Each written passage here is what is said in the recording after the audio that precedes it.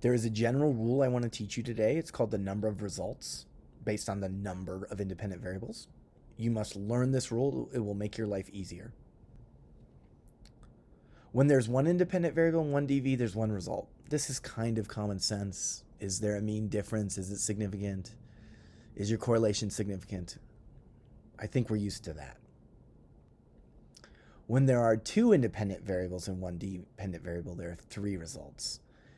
Now, this is a complicated version of my controlling for picture I used when teaching you about moderation and mediation.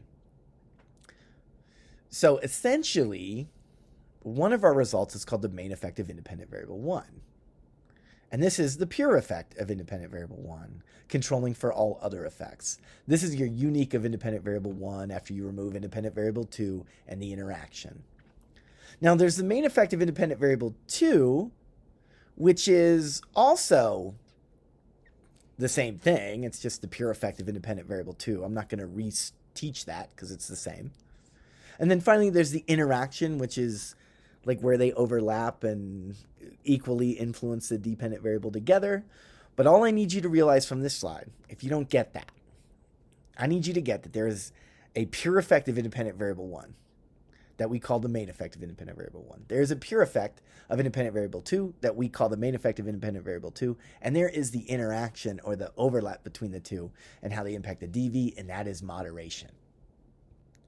Every test that has two independent variables has three outcomes like this. So if I don't have to say this a million times in my videos, we can move through analyses much more quickly. So learn this. I need you to memorize this. And finally, there are tests of mediation, or it's just an observation of a pattern. Essentially, when you use a pure experiment, the knockout experiment to test mediation, you look at the pattern and you see if it's there. That's the only way to see mediation in those experiments. You look for the knockout pattern.